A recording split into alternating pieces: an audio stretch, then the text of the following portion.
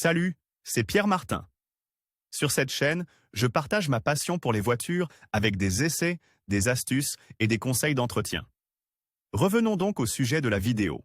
La révolution californienne commence en 2030 et se poursuit jusqu'en 2035, date à laquelle il sera possible d'acheter uniquement des véhicules à zéro émission. Par PRN Communication 27 septembre 2021, la Californie fait la course pour devenir l'État le plus innovant et le plus respectueux de l'environnement d'Amérique et, sans doute, du monde. La dernière décision en date concerne les voitures autonomes, déjà très répandues sur les routes californiennes, qui, à partir de 2030, auront l'obligation de n'avoir que des moteurs alimentés par des batteries. Un virage vert et écologique dans l'un des segments les plus modernes du paysage automobile. C'est ce qu'a annoncé le gouverneur Gavin Newsom, qui a signé une loi soutenue par les groupes environnementaux qui prévoit la fin de l'utilisation des véhicules autonomes endothermiques et hybrides. Un choix également dicté par la volonté de réduire les trop importantes émissions de CO2 dans l'air. La Californie se tourne vers demain. Alors que 2030 sera l'année où les voitures autoconduites californiennes seront uniquement électriques,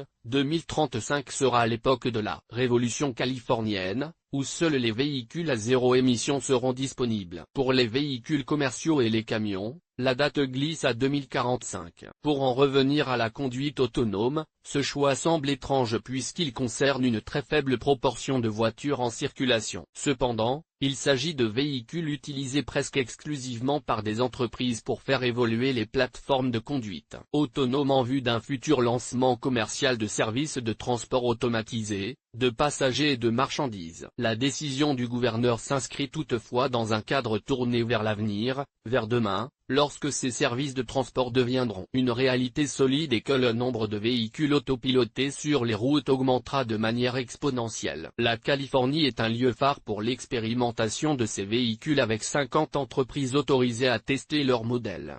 La prédiction d'une augmentation de ces véhicules sur les routes est donc plus que légitime. L'objectif ultime est de s'assurer que ces voitures ne soient qu'à zéro émission et d'éviter, le moment venu, qu'elles aient des moteurs endothermiques à contre-courant. Dans un passé récent, certains acteurs du secteur ont fait valoir que l'utilisation de modèles électriques n'était peut-être pas la mieux adaptée aux services de transport par conduite autonome en raison de la nécessité de recharger ces véhicules. Quoi qu'il en soit, la Californie a pris sa décision et, à partir de 2030, les véhicules à conduite autonome ne pourront être qu'à zéro émission. Voilà pour ceux qui ne croient pas en leur performance. Publié dans Curiosité Actualité Automobile.